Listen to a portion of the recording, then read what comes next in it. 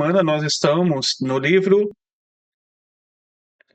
de Juízes, capítulo 9, chegando então ao capítulo de número 9 do livro de Juízes. Juízes é o primeiro livro que Samuel escreveu. Shemuel Hanavi, ou seja, Samuel, profeta, de acordo com a tradição judaica, seu primeiro livro a ser escrito foi o livro de Juízes. Ele também escreveu outros livros, como o livro que leva o seu próprio nome, que é o livro de Samuel, e também escreveu o livro de Ruth, ambos escritos pelo Samuel. O livro de Samuel foi um dos últimos livros a ser escritos, na verdade. Ele foi escrito, mas não foi terminado por Samuel. A segunda parte do livro de Samuel, chamado de 2 Samuel, ele foi terminado pelos 2 discípulos de Samuel, o profeta Gad e o profeta Natã. No entanto, Juízes foi escrito pelo profeta Samuel com informações transmitidas por aquele que ensinou o profeta Samuel, que foi Eli HaKohen Gadol, Eli, o sumo sacerdote,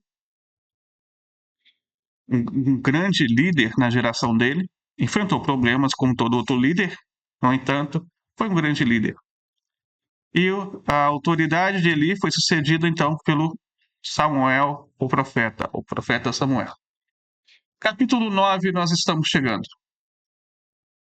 Estamos chegando, então, no capítulo 9 do livro de Juízes. Juízes, no livro, capítulo 9. Esse capítulo 9, ele contém em torno de...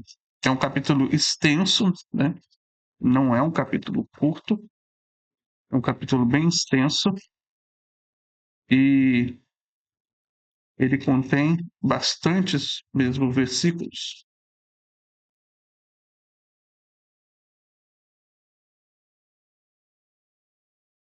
Em torno de 57 versículos.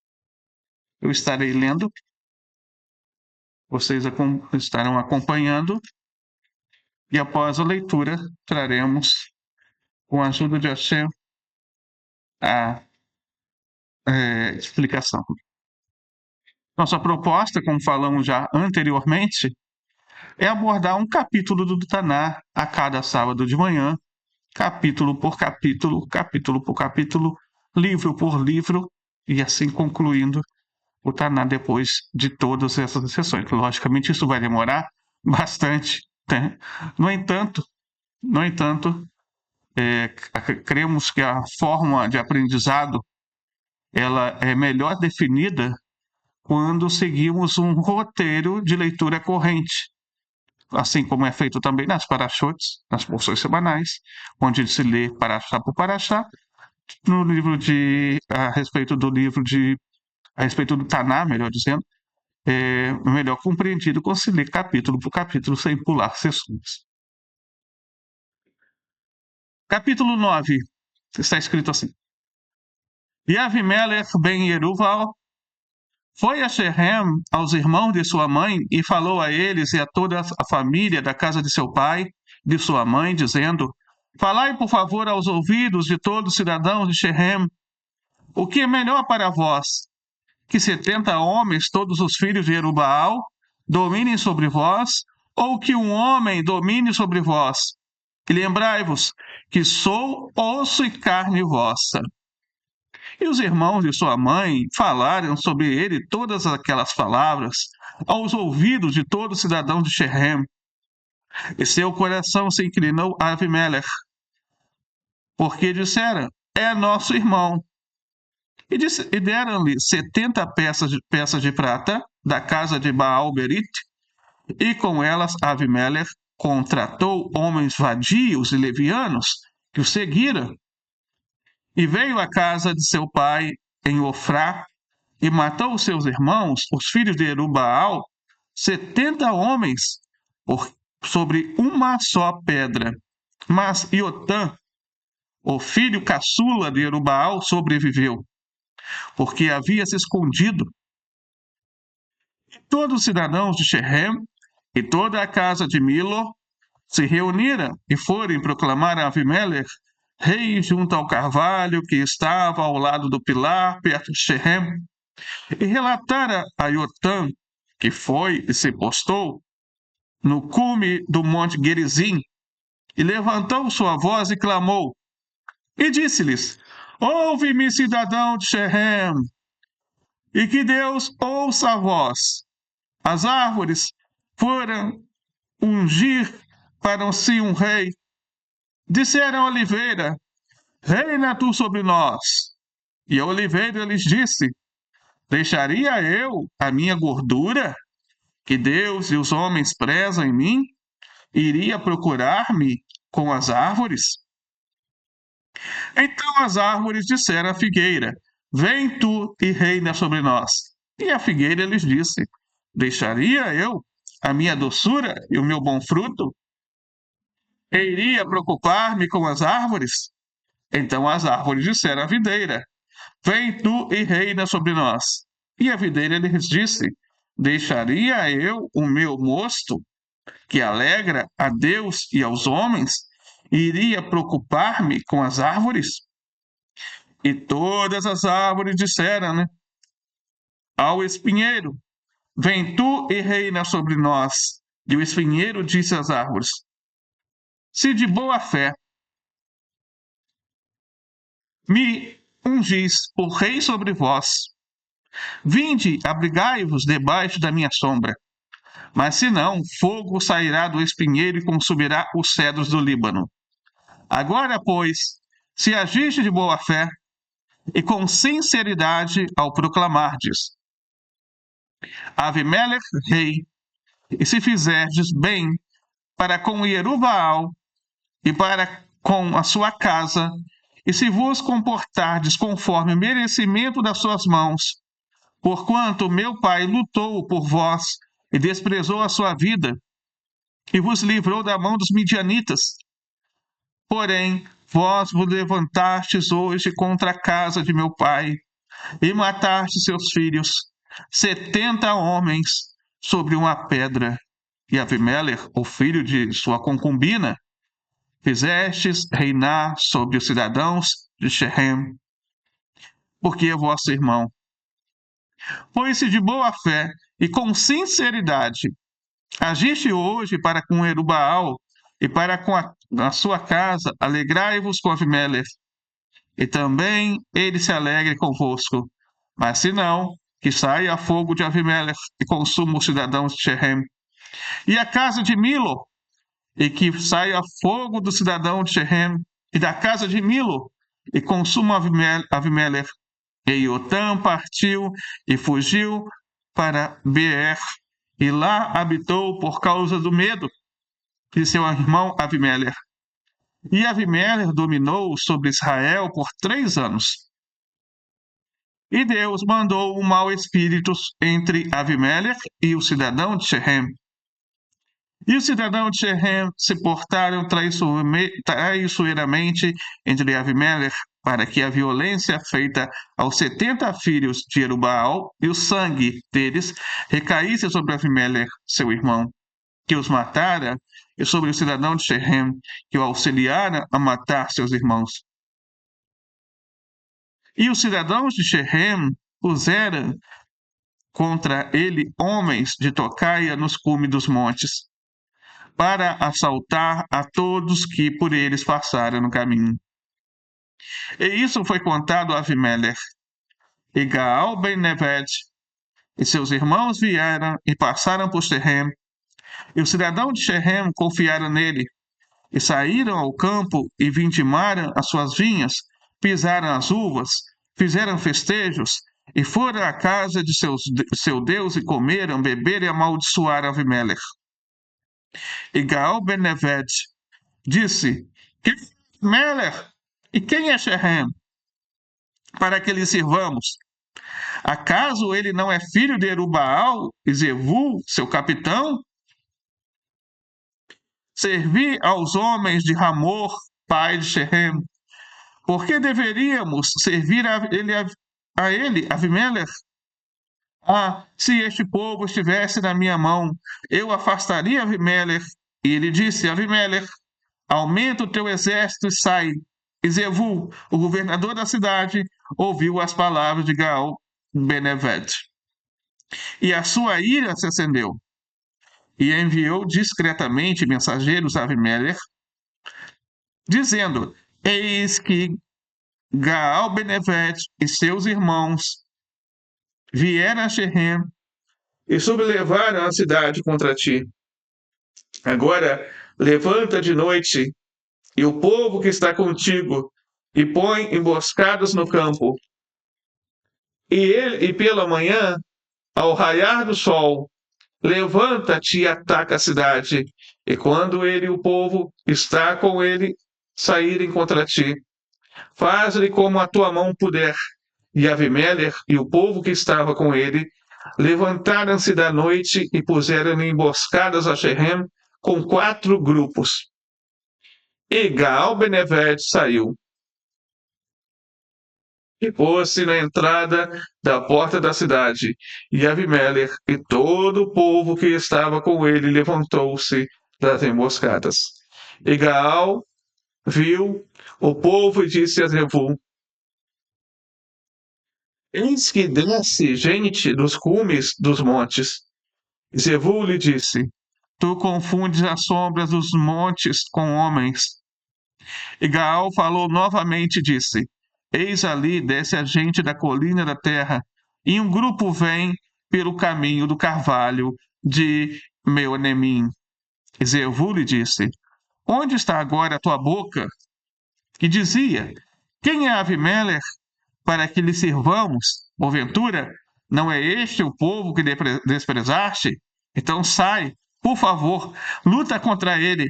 E Gaal saiu à frente dos cidadãos de Shehem e lutou contra Avimelech. E Avimelech perseguiu a ele e ele fugiu dele. E muitos caíram mortos até a entrada do portão. E Avimelech ficou em Arumá. E Zebul expulsou Gaal e seus irmãos e não os deixaram morar em Shehem.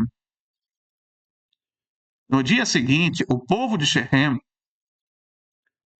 saiu ao campo e contaram isso a Avimelech.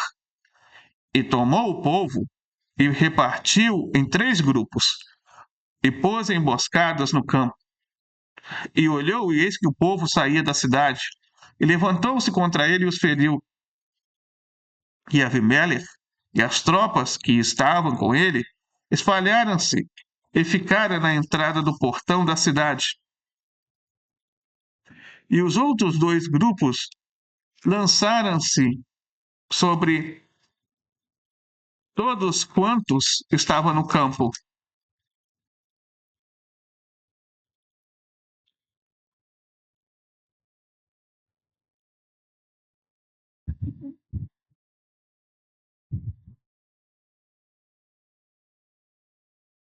E Avimelech e as tropas estavam com ele, espalharam-se e ficaram na entrada do portão da cidade. E os outros 2 grupos lançaram-se sobre todos quantos estavam no campo e os feriram. E Avimelech lutou contra a cidade todo aquele dia. E tomou a cidade e matou o povo que havia nela. E demoliu a cidade e a semeou de sal. E todos os cidadãos da torre de Shehem ouviram e entraram na fortaleza de Betel-Berit. E foi dito a Avimelech que todos os cidadãos da torre de Shehem haviam se reunido. E Avimelech subiu ao monte de Salmão, ele e todo o povo que estava com ele, e Avimelech tomou na sua mão machados e cortou um ramo das árvores e o levantou e o pôs no seu ombro e disse ao povo que estava com ele: Apressai-vos a fazer como eu o que me viste fazer. E todo o povo fez assim. E cada um cortou o seu ramo e seguiram Avimelech e os puseram junto à fortaleza e queimaram a fortaleza. E quando todas as pessoas da torre de Xerém morreram, uns 1.000 homens e mulheres. E Avimeleque foi a Tevetes, sitiou Tevetes e a tomou. E havia uma torre forte na cidade, e todos os homens e mulheres e todos os cidadãos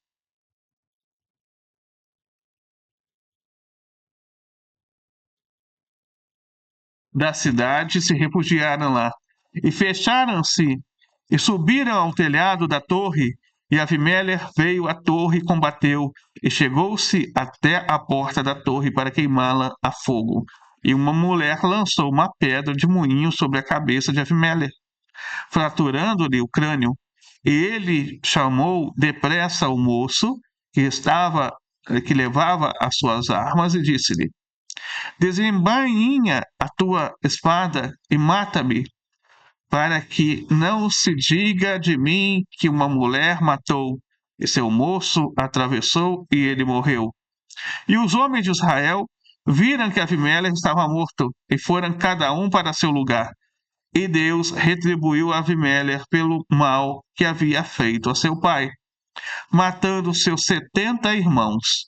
E todo o mal dos homens de Shechem, Deus fez tornar sobre a cabeça deles. E a maldição de Otam ben Erubaal veio sobre eles. Baruch Hashem.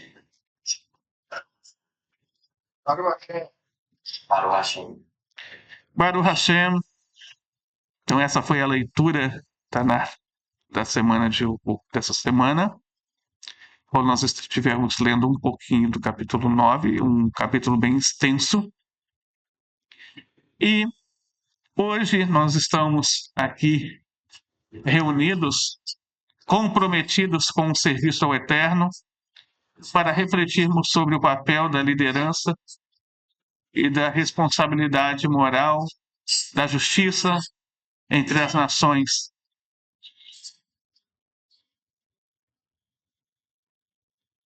E vivemos tempos em que se confundem carisma com caráter, influência com integridade, autoridade com arrogância. A Torá ela nos convida a olhar com discernimento que a forma como os homens se elevam ao poder e o que isso revela também sobre nós. Então, vamos hoje debruçar sobre um texto poderoso, simbólico e instrutivo também. Juízes capítulo 9, o episódio de Avimeleque e a famosa fábula das árvores, uma parábola com aplicação além do tempo, para todas as épocas. Primeiramente, no capítulo 9 do livro de Juízes, após a morte de Givon, também chamado de Gideão, conhecido pelo um outro nome dele também, Erubaal, o seu filho Avimeleque, ele vai a Siquém e diz então aos homens da cidade, capítulo 9, versículo 2, perguntai-vos-lo peço aos ouvidos de todo cidadão de Shechem, o que é melhor para vós, que 70 homens, todos filhos de Erubaal, dominem sobre vós, ou que um só homem vos domine? E lembrai-vos de que eu sou osso vosso e carne vossa. Avimeleque, então, ele manipula os seus laços familiares para conquistar o poder. Urashi, ele observa aqui que ele apela ao parentesco tribal, não à justiça, não à sabedoria, mas apenas à hereditariedade, a genética. É uma liderança baseada no favoritismo, na vaidade, e não no temor a Deus. Mais adiante, após assassinar seus 70 irmãos, Avimeleque é proclamado rei. Mas então surge Iotam. Quem era Iotam? Iotam, o único filho sobrevivente de Givon, de Gideão, que profere uma parábola no Monte Gerizim, da qual vocês viram no livro de Juízes, capítulo 9, versículo 7 até o versículo 15, e ele diz: foram as árvores ungir um rei sobre si, e disseram à oliveira: reina sobre nós. Mas a oliveira lhes respondeu: por acaso deixaria eu meu azeite, que com o qual Deus e os homens são honrados, para ir balançar-me sobre as árvores?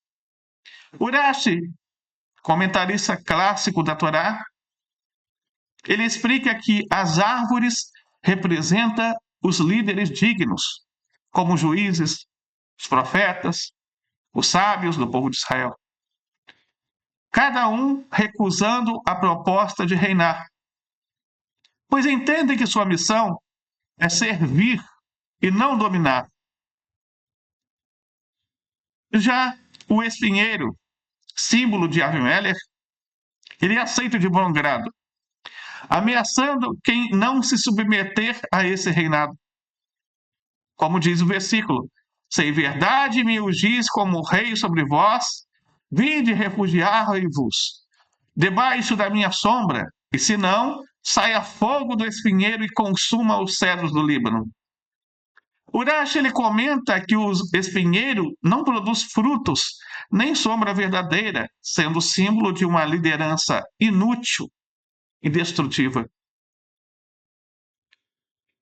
Então, nesse texto de hoje, nós encontramos uma verdade concreta aqui nesse texto. A verdade é que toda autoridade legítima, ela deve ser baseada no mérito moral, na justiça e no serviço, e não em âmbito pessoal ou vaidade tribal. Ou seja, repetindo, toda autoridade legítima deve ser baseada em mérito moral, justiça e serviço, e não em ambição pessoal ou vaidade tribal. Essa é uma lição que irrompe, transpõe barreiras culturais, barreiras nacionais e alcança todos os seres humanos. O Eterno, ele deseja sociedades fundamentais na verdade e retidão, e não na dominação egoísta. Primeiramente, o perigo da liderança sem mérito. Avimelech, ele sobe ao poder por meio de assassinato e manipulação. Isso revela que a autoridade sem mérito produz opressão e não produz ordem. Como Benei Noa, reconhecemos que a liderança ela deve ser um serviço. Como ensinou o profeta Miqueias, no capítulo 6, versículo 8, pratica a justiça, ama a misericórdia e ande humildemente com o teu Deus. Segundo lugar, a responsabilidade dos povos. O povo de Siquém, ele escolheu Avimelech. Isto mostra que quando um povo tolera a injustiça, participa das consequências dessa injustiça. Por isso, uma das 7 leis de Noa é o estabelecimento de tribunais de justiça. A sociedade tem o dever de escolher líderes justos. Aliás, não aprenderam a lição. O povo de Shechem é o mesmo povo do qual, há tempos atrás, há muito tempo atrás, no mesmo lugar, tinha ocorrido a mesma coisa. Shechem tinha sequestrado Diná. E os juízes, e o povo e a população acoitou o erro de Shechem. Final da história, todo o povo de Shechem foi completamente dizimado. Todos os homens de Shechem foram mortos à espada, à decapitação. Então, daqui, nós vemos o erro se repetindo, a história se repetindo. E a injustiça deu lugar a uma tragédia. Onde há governos injustos, há tragédias absolutas. Terceiro lugar, a fábula como crítica. A parábola de Yotam, ela não é apenas uma crítica política, mas é uma advertência espiritual. Os verdadeiros líderes evitam o poder por ego, pois sabem que o verdadeiro reinado pertence a Hashem. Egocentrismo é idolatria. Adorar-se a si mesmo, a autopromoção, o autoculto da própria personalidade é o mesmo que se colocar no lugar de Hashem. Somente Hashem é o rei absoluto. Somente Hashem é o governador absoluto de toda a terra. Salmo 24. De Hashem é a terra e todos que nela habitam. Todos nós pertencemos a Hashem. E um verdadeiro líder é aquele líder que se submete a Hashem. A partir do momento que esse líder não se submete a Hashem, ele não é um verdadeiro líder. E, aliás, se ele não é um verdadeiro líder, ele não tem o direito de governar. Se ele não é um verdadeiro líder, ele não tem o direito de ser um líder de uma nação. Se ele não é o verdadeiro líder, ele pode esperar que a hora dele vai chegar. Quarto lugar, a maldade se autocorrói. Mas, adiante, Deus ele permite que haja divisão entre Avimelech e os homens de Shehem. Juízes capítulo 9, versículo 23. Isso mostra um princípio divino. O mal se destrói por si mesmo. Quando a liderança é corrupta, a própria base que sustenta desmorona. Os alicerces são frágeis. Como diz o próprio salmista, quando resvalar o seu pé. Quando resvalar o seu pé. O que assegura nossos pés de resvalar e cair diretamente no abismo a qualquer momento? O que assegura nosso desejo, a nossa vontade, senão o Todo-Poderoso e as mitzvot, a Sheva Mitzvot Beninoah. Uma vez que transpomos e esquecemos, podemos errar. E podemos resvalar com o nosso pé. Quinto lugar, a sombra do espinheiro. Urashi, ele ressalta que o espinheiro ele não oferece sombra, apenas ameaça. Isso representa líderes que prometem proteção, mas só oferecem medo. Como Benei Noah, nós buscamos líderes que trazem luz e não trevas.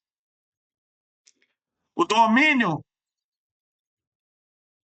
pelo domínio, o medo pelo medo, a tragédia ou então a ameaça de constante punição, a falta do livre-arbítrio exercido de forma correta, ou até muitas vezes a proibição de tomarmos escolhas e termos a nossa liberdade questionada. Isso vem através de uma liderança opressiva, uma liderança que deveria proteger o seu povo, uma liderança que deveria amparar o seu povo, mas é uma liderança que é uma ameaça para o seu povo. Sexto lugar, o julgamento divino como retorno moral. No fim do capítulo, nós vemos que Avimelech é morto por uma mulher que lança uma pedra sobre a sua cabeça. Juízes capítulo 9, versículo 53. Símbolo do retorno da justiça divina. A Torá ela nos ensina que mesmo entre as nações, Hashem observa e intervém conforme os atos. Não pensem aqueles que defendem a corrupção sistêmica. Não pensem aqueles que ameaçam a liberdade de um povo. Não pensem aqueles que procuram oprimir e castigar, procuram o seu bel prazer e o seu ego ser satisfeito, que eles vão escapar dos decretos de Deus. Hashem, ele pode até demorar, mas uma hora os decretos virão.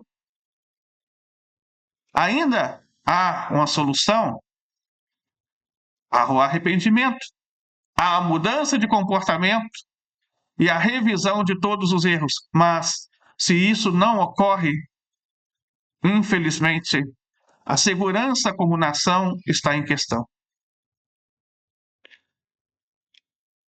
Sétimo lugar, o chamado à justiça entre nós. O mandamento de estabelecer tribunais de justiça exige não apenas juízes, mas cultura de justiça e responsabilidade. Não a podemos aceitar líderes espinheiros. Devemos formar comunidades guiadas pela sabedoria e não pela força. Não pela imposição, mas sim pela misericórdia. Não pelo ódio, mas sim pelo amor. Não pela vingança, mas sim pela compaixão. As nossas comunidades, elas precisam ser harmoniosas e elas precisam ser também colaborativas. Elas precisam oferecer um cuidado especial e terapêutico às pessoas. Precisam sanar feridas. Precisamos curar os nossos egos. Precisamos prover líderes que sejam líderes não porque a força o exige, mas porque o diálogo o permite. Então, meus amigos, o que essa passagem ela nos ensina nos dias de hoje? Vivemos numa época em que muitos Avimelech ainda se levantam. Figuras carismáticas, que eu não vou falar o nome, senão vão tirar meu canal do ar. Mas ocas por dentro, tudo por fora, não tem nada por dentro. Populares, mas perigosas. E precisamos, como Yotam, erguer a voz e denunciar o espinheiro, mesmo quando estamos em minoria. Devemos educar nossas famílias, comunidades e redes sociais com base na justiça, na humildade, na verdade. Cada um de nós é responsável por fomentar uma sociedade em que a liderança seja sinônimo de serviço, não de soberba. Se vemos que líderes não produzem frutos, não dão sombra, apenas exigem submissão, é sinal de que são espinheiros. E o fim dos espinheiros é sempre o fogo. Que o Eterno nos conceda discernimento para reconhecer e resistir aos falsos líderes.